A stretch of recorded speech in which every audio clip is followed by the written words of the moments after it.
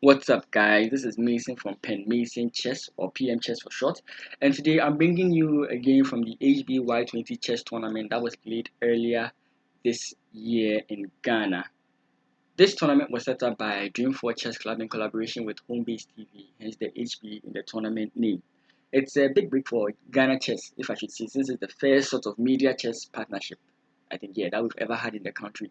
High level of play, huge cash prize, and huge level of players that attended this tournament. So it was a very nice tournament. Kudos to Dream4 Chess Club and Homebase TV for setting this up. So, enough with the intro, let's get into the game. This is the game from round 1 between Ghana's candidate master Edward Thompson as white and Lapite Oluwadurotimi from Nigeria. So, let's check it out. We have D, C4, C5, D5, and the reason I'm analyzing this game, B5, the Benko. Not popular in high level, but at this level or lower level or club level chess, it's a very nice opening you might see quite often. So, C takes B5. The true test of a gambit is to take it. A6, B takes A6, G6, Knight C3, Bishop G7, E4, castles kingside. All this is theory. I've seen it in so many games. The main idea is Black sets up his pieces on the queen side, rook on the A and B file, the bishop here adds pressure to the B pawn, and basically White's idea is to either maybe make an attack on the queen side or just crash through on the king side. I've had this pawn formation many times where F4 is a nice idea where you can sort of just break White center since you have that kind of force on his center. So yeah, chances for both sides. So losing the pawn is not that big of a deal because you have so much compensation on White's queen side. Knight to F3, Queen A5, Bishop to D2, D6 solidifying the pawn. Bishop to E2, Bishop takes A6. You might wonder why don't you just take the bishop since it's here. Well, by taking the bishop, you kind of give Black this kind of way of slowing your development because you might have to block before you can actually castle. And it's not good to give your opponent that much space, especially since he has sacrificed some pieces. You have to get yourself well organized before he gets you. So that's why we have castles. Knight B to D7, Rook E1, Rook F to B8, Queen to C2, Bishop takes E2, Rook takes E2. And you can see with this, what we're talking about, the rooks on the A and B file, so much pressure on White queen side. The bishop might add to the pressure once the knight goes away. The knight has this sort of maneuver where once it gets to E5, this becomes a possible square. You realize that this option is always available to Black some way, somehow in the game. So, Rook takes E2, Knight to G4. Yeah, I'll not advise playing H3, actually helping Black get to his desired square.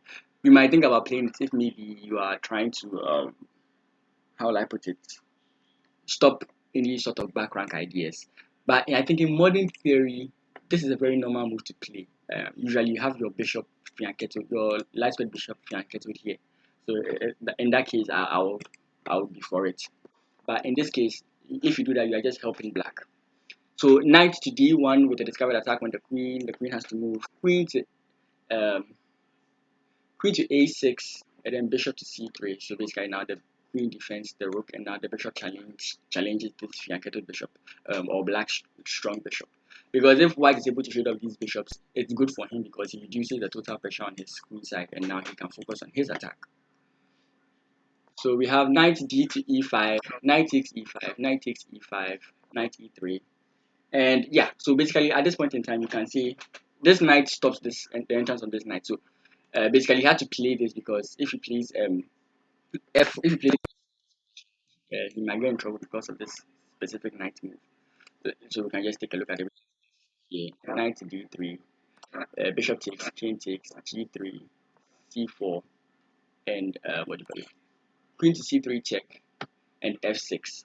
So basically, okay, he didn't play the knight into C4, but the whole point is now the knight is deep within your position. You know, when the knight controls this many, sorry, when the knight controls this many squares within the king side or within your position in any way, it's quite deadly. It makes you limited in movement. And right now, Black has a very good position. So F4 is a nice idea, but playing it at that point in time would be quite bad. So yeah, it's a very good idea to play this this knight move first. So Queen to d3, aiming a trade of queens. But I don't like this move. It seems sort of hopeful for me.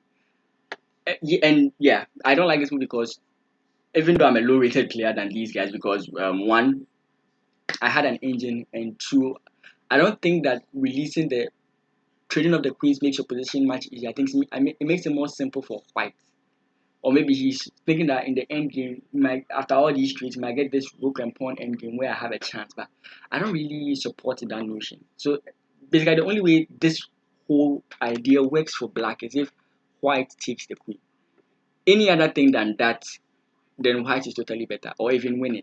In this, not winning as in I'm about to clear your board, but I think he has a clear advantage with the pawn sacrifice, the gambit of the pawn by white and or by black, and he just has a very easy endgame to play. So to explain this more, let's say queen takes d3, knight takes d3, bishop takes d7, king takes c7, knight c4, rook a4, and now this knight has to move back, and white is sort of in a defensive position. Once this knight moves, this square becomes weak, literally, and you can just take the pawn. And now you're crashing. You've gained your pawn back, and now you have so much pressure on white's queen side. You can literally just have a fun time playing this. I don't think it's something you want to have as white. So very observant here by Candidate Master Thompson to not take the queen. He plays a3. I don't like a3 because of this hole it makes in white's camp. I sincerely don't like it. Maybe he's preparing to play a4, but considering the situation, I don't think that's the best move. The best move here by the engine is bishop takes. You have bishop takes, queen takes, rook takes, bishop takes e5, knight to c4, rook a4, knight takes, um, knight takes e5, d takes e5, f3, and as you can see, black's pawn structure is bad. He has an isolated pawn here. White is literally having a good position here. So let's get on with this. So he played a3, and immediately he identifies the weakness in white's camp. So trades immediately. So trades. Queen takes c2, rook takes c2, and now rook to b3. And you should be very mindful of this because now literally black can place his rooks in the position and have a fun time on your queen side, or even lock you up because now you have to defend. Like in an earlier position, you just have to lock you up and then just focus on your king side and have a very fun game. So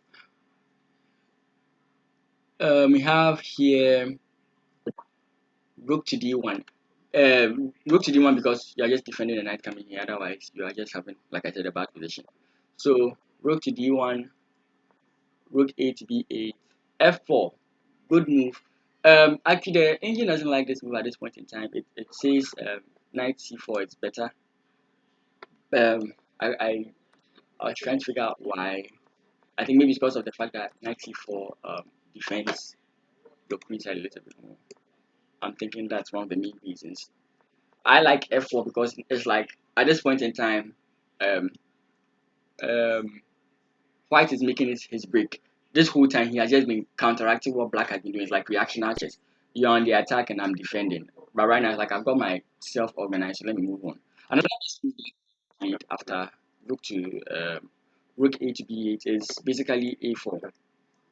And usually white just has to come back and you can just try keep on moving your pawn if you'd actually like to. So now white so like I'm saying, now that white has finished defending, he has so many ideas in the position that can literally help him win.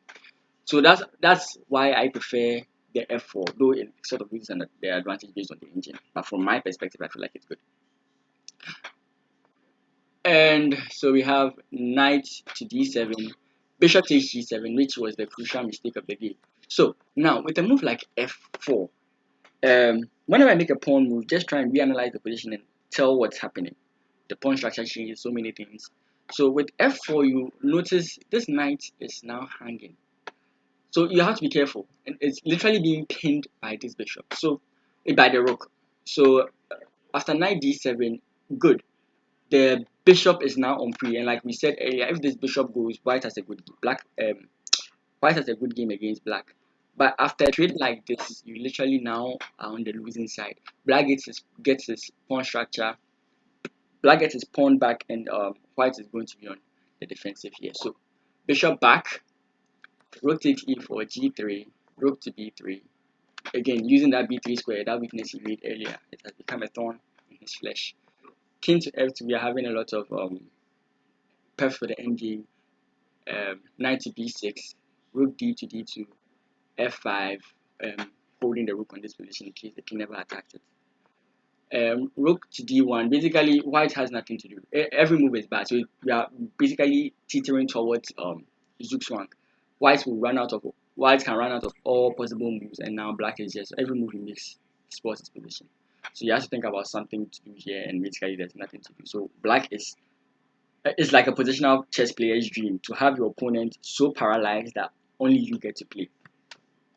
So king to f7, h6, h4. I don't like h4.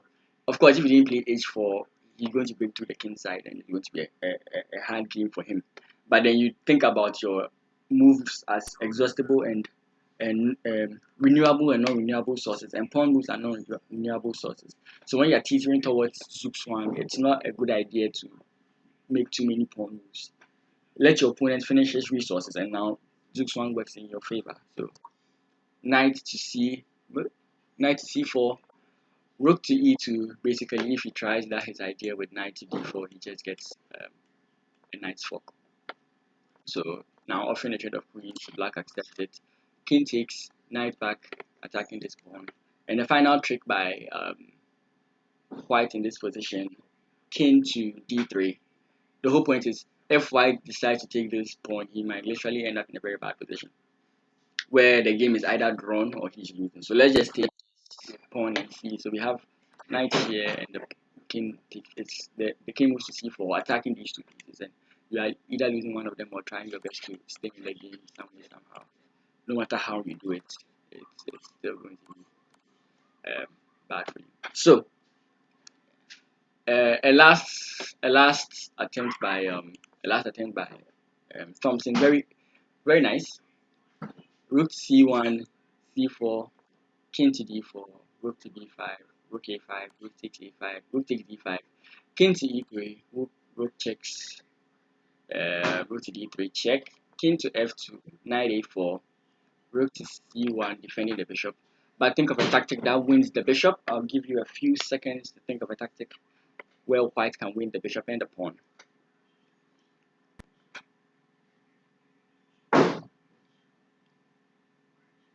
Okay, so we have knight takes b2, bishop takes, rook to d2 check, king to e3, rook takes b2, and rook takes c4. I was thinking you shouldn't take the rook, but basically, I mean, if you don't take that pawn, your position is bad. Rook to b3 check. The rook can't come into defense because he just drops it. King back to f2. Rook takes a3. Rook to c2, and basically, I don't want to analyze this case so much because it's literally just sempuku or some harakiri stuff that goes on here. White just says, "Kill me now," and resigns in this position. So it's out of this move that Lapite Oluwadurotimi wins the game. He doesn't resign, he wins the game. Yeah, so this was a very interesting game in the Benko. Actually, the main reason it wasn't because there was any fine tactical stuffs that were made or some incredible sacrifices. Basically, it was just a nice Benko game I wanted to check out. So there are many interesting games. Actually, a lot of upsets. Some strong players versus weak players. So I'll be bringing you some of those games. A very nice tournament. I didn't play in that tournament by choice. Yeah, not that I didn't get a chance to, but by choice. So yeah, interesting game, and we'll be bringing you more. This is just round one. I'll bring you a few more games from round one all the way to the end of the tournament, so we find out who the winner was. So this has been Mason from PMChess, and I'll be bringing you another video, hopefully very soon.